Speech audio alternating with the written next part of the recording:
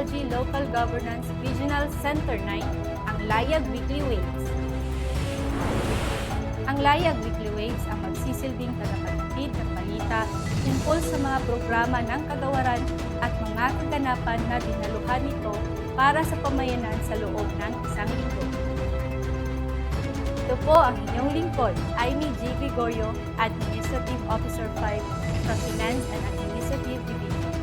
At para sa unang paglayag ng ating mga balita, tune in with me as we do the 6th recap. Ang DILG 9 ay nagbigay ng mahalagang technical na tulong sa empowering CSO, building capacity, and crafting Plum.com team building ng Leon B. Postigo na aktibidad na ginanap mula August 4 to 6, 2024 sa Encinas Beach Resort. Ginanap ang isang mahalagang reorientation na inorganisa ng DILG Region 9 ang sesyon na may pamagat na Empowering Communities for Peace and Development Reorientation on EO70 and the Retooled Community Support Program para sa CY 2025 Beneficiary Barangays. Matagumpay na naisagawa ng DILG 9 ang 2 araw na workshop para sa pagbabalangkas ng Participatory Research Agenda noong August 6 to 7, 2024, kasama ang Local Governance Regional Resource Center 9, core team at sa pakikipagtulungan ng mga miyembro ng MSAP mula sa akademya. Isang capacity development program like working activity ang isinagawa noong August 6, 2024 na pinangunahan ng DILG 9 SLGP team sa Tungawan, Zamboanga, Sibugay. Formal na pinagtibay ng DILG 9 at ng LGU Dipolog City ang kanilang pagkikipagtulungan para sa pagtatayo ng kwarto ni Nanay. Matagumpay na naisagawa ng DILG 9 pangunguna ng personal section kasama ang kinikilalang service provider na Asia Profiles Pacific Corporation ang online pre-qualifying examinations na ginanap sa conference room ng DILG 9 Pagadian City. Ating alamin ang iba't ibang aktibidad mula sa komunidad na itinatampok bilang Views from the Field.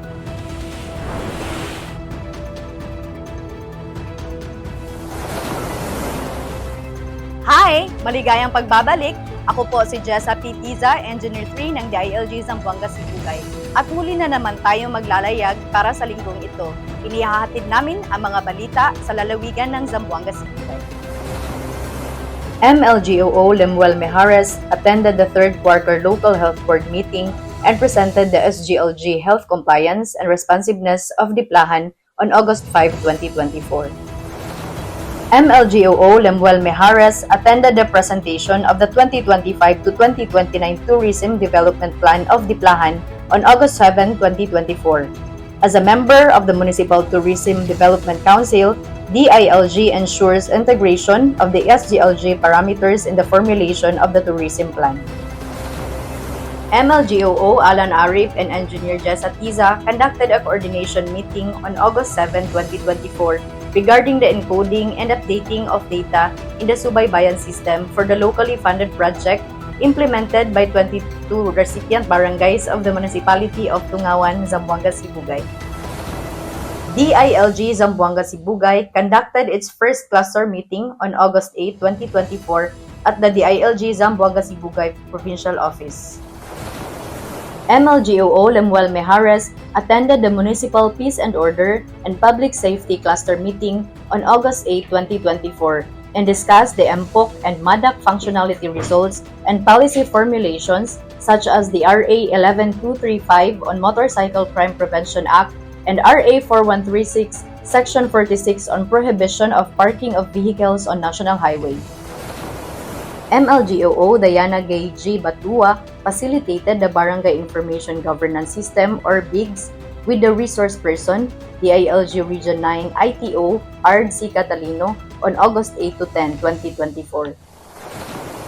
DILG Zamboanga Sibugay Provincial Director Mario A. Paterna, Adas to Queenie Ann N. Sabanal, together with LGOO 5 Meredel Fe Fulio of DILG Regional Office 9, had a consultative meeting with Rare Philippines on August 9, 2024 regarding the importance of the FISHCA analysis tool and the formulation of the provincial validation team. Engineer Jenny Sagun, together with Engineer Filian Dani Bargamento of DILG Regional Office, had conducted a site inspection and documentation of the ongoing project in LGU Payao, funded under the DTI Rapid Growth on August 9, 2024. Hanggang sa muli, kita-kits sa susunod nating paglayag.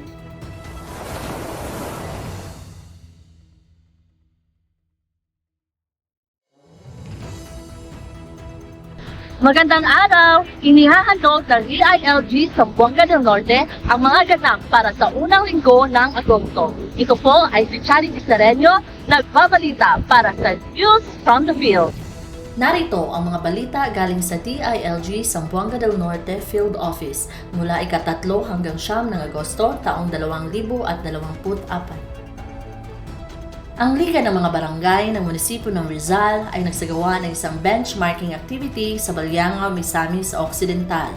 Ito ay naglalayong mas mapabuti ang kanilang mga serbisyo sa programa ng Katarungang Pambarangay. Sa bayan ng Sergio Osmeña naman ay nagsagawa ng Liga Meeting at Comprehensive Development Plan Formulation na pinangunahan ni MLGOO Conrad A. Capitania. Ang pamahalaang lokal ng Leon B. Postigo ay nagsagawa ng isang pagsasanay para sa mga civil society organizations na ginanap sa Timan, Liloy, Zamboanga del Norte. Ito ay para palakasin ang kakayahan ng mga miyembro at bumuo ng kanilang action plan. Ang Barangay Poblasyon sa bayan ng Siayan ang napili bilang Regional Showcase Barangay para sa ika-31 na linggo ng programang Kalinisan sa Bagong Pilipinas, Barangay at Kalinisan Day o Barkada. Dinaluhan ito ni na Provincial Director Oliver B. Umbus at MLGOO Chandy Ramani Ubot. At sa parehong araw, ipinagdiriwang din ang International Youth Day sa Siayan Sports Complex na may temang From Clicks to Progress, Youth Digital Pathways for Sustainable Development. Matagumpay na idinao sa bayan ng Sindangan ang kanilang pagdiriwang ng Linggo ng Kabataan. Bilang panaunging pandangal, nagbigay ng inspirasyon at suporta sa mga kabataang dumalo si MLGOO River T. Merida. Dumalo si na DILG 9 Regional Director Paisal O. Abotasil, Provincial Director Oliver B. Umbus, OIC-LG Med Chief Dave Barot, at LGO 5 Chris Joe Morales sa MOA signing para sa kwarto ng Neneng Project sa lungsod ng Dipolog. Ang proyekto ay naglalayong mapababa ang kaso ng panggagahasa at iba pang krimen sa pamamagitan ng pagbibigay ng ligtas at tiyak na lugar para sa kababaihan at kabataan. Ang Provincial Anti-Drug Abuse Council Technical Working Group ng Zamboanga del Norte ay nagkaroon ng pagpupulong na ginanap sa Hall 3 ng Provincial Capitol. Ito ay dinaluhan ni na Provincial Director Oliver B. Umbus at LGO2 Crizal May Adasa. Ang naturang pagpupulong ay naglalayong maisaayos ang mga programa laban sa droga. LGRRC 9 Participatory Research Agenda Formulation idinao sa Garden Orchid Hotel, Zamboanga City. Ito ay dinaluhan ni DILG Zamboanga del Norte Cluster 1 Head Anibelia A. Hatico. Lumahok naman si MLGOO Rainier Microwave Patangan ng DILG Leon B. Postigo sa Serbisyo Gugma Caravan at groundbreaking ceremony para sa isang silid-paaralan ng Nasibak Integrated School. Ang sangguniang kabataan ng bayan ng Katipunan ay nagkaroon ng kanilang buwanang pagpupulong kung saan lumahok si MLGOO Monet Ruaya Aman. Ito ay para sa preparasyon ng kanilang pagdiriwang ng Linggo ng Kabataan. Sa pangunguna ni MLGOO Monet Ruaya Aman, ang Skills Enhancement Training para sa katarungang pambarangay ng bayan ng Katipunan ay ginanap sa Mibang Hotel, Dipolog City. Ito ay dinaluhan ni CLGOO Sherry Charlotta N. Machutes bilang panauhing tagapagsalita. Ang DILG Zamboanga del Norte Provincial Office ay nagkaroon ng lingguhang pagpupulong ng mga kawani tungkol sa mga pagbabagong pang-departamento. Manatiling nakatutok para sa susunod na paglakad. Mula sa igawaran ng interior at panghalang lokal ng Zamboanga del Norte, ito ang News from the field. Buenos días. Aquí al mga reciente actividades de DILG Zamboanga City Field Office 9. To kick off the week, all of the 4 clusters completed the last leg of the assessment for the 2024 Seal of Good Local Governance for Barangay. The assessment, which ran from July 9 to August 2, 2024, covered the 98 barangays of Zamboanga City. Clusters were headed by DILG Zamboanga City Office 9 technical personnel headed by City Director Gina Jean S. Vanyooy. On August 8, 2024, the inventory taking of property, plant, and equipment for CY 2023 took place at the DILG Zamboanga City Field Office 9. The inventory team was headed by the Supervising Administrative Officer with GSO personnel as members and COA auditors as observers. Further, Statistician 2 Isidro Silio Jr. attended the pre-demolition conference organized by the Presidential Commission for the Urban Poor, or PCUP, on August 8, 2024. The conference focused on Civil Case 7824 and Special Civil Action Number 7688-861. Pursuant to DILG Memorandum Circular 2023-133, the barangays of Zamboanga City conducted and participated in the Barangay Kalinisan Day in their respective barangays as mandated. Amokel ang mga reciente notisya desde DILG Zamboanga City Field Office 9 and esta semana. DILG Zamboanga City Field Office 9 ay continua trabaja mucho para la bien del ciudad. Este si Dani Ismael, muchas gracias. Maayong adlaw sa tanan, buenos dias. This is Ira P. Pagayonan, bringing you the latest updates from the DILG Isabela City Field Operations Unit. Last August 5 to 7, LGO06 Jaber Jamani actively participated in the Information, Education, and Communication Campaign for Indigenous Peoples Mandatory Representatives in various barangays across Isabela City. The campaign aimed to raise awareness and ensure proper representation of indigenous peoples in local governance.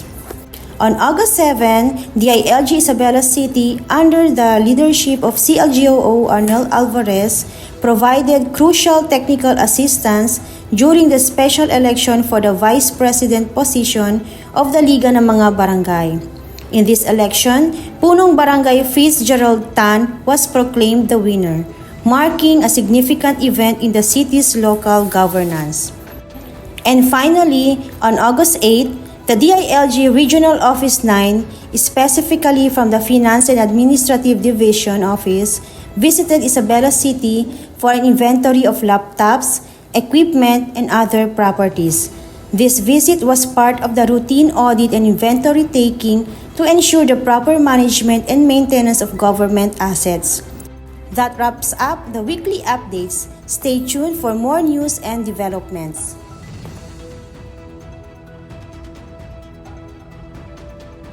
Isang mapagpalang araw mula sa DILG Zamboanga del Sur. Ako si Arlene C. Tubog at kinagigiliw kong ibahagi sa inyo ang mga aktibidad sa linggong ito. Kaganapan sa Field Office. Dumingag Field Office. Ang Dumingag Field Office ay dumalo sa noong ika-6 ng Agosto sa unang regular session sa Barangay San Pedro, Dumingag para nitong buwan at noong ika-8 ay sa Municipal Council for the Protection of Children MCPC para sa third quarter meeting nila. DILG PDMU. Kabi-kabila naman ang site at field inspection ng PDMU engineers para sa linggong ito para sa programang LGSF Falgo 2023. Binisita nila ang mas masunod na proyekto. Ika-6 ng Agosto, Barangay Bantal, Bayog. Noong ika-7 ng Agosto, Barangay Sagasan, Lakewood at Barangay Bagong Misamis, Dumalinaw. At noong ika-8 ng Agosto, Barangay Nuburan, Labangan. Para naman sa programang LGSF Falgo 2024, noong ika-5 ng Agosto, Barangay Binuay, Dimataling at Barangay Kinakap, Dinas. Noong ika-7 ng Agosto, Barangay Sibugay, Lakewood at noong ika-7 ng Agosto, Barangay Pao, San Pablo. Para sa proyekto ng SGLGIF 2023, nagtungo sila sa Barangay Poblasyon Bayog noong ika-6 ng Agosto. Barangay Poblasyon Ramon Magsaysay at Poblasyon Labangan noong ika-8. Nagpunta naman sila sa barangay sa Laugan di Mataling noong ika-5 ng Agosto para bisitahin ang proyekto sa ilalim ng SAFPB 2024. Kaganapan sa DILG Provincial Office. Halos lahat ng kawani ng DILG sa Zamboanga del Sur Province ay dumalo sa flag raising ceremony sa unang Lunes ng buwan at bago matapos ang linggo ay nagkaroon ng coordination meeting ang Provincial Office at LGCDD para sa paparating na layag sa barangay. At bago magtapos ang linggong ito, August 10, 2024, dumalo ang mga kawani ng DILG sa Zamboanga del Sur sa pagsasagawa ng clean-up drive sa Barangay Blancia, Mulabi, Zamboanga del Sur na dinaluhan din ni MLGOO Palong-Palong, mga opisyal ng barangay at mga residente dito. Ang DILG LGPRC Zamboanga del Sur ay nagsasagawa ng orientation hinggil sa 2024 Social Protection and Inclusivity Awards for LGUs upang maging gabay nila sa isasagawang assessment. At yan ang DILG ZDS ganap sa field. Para sa karagdagang updates, sundan kami sa aming official na FB page, DILG Zamboanga del Sur. Magkita-kita tayo muli!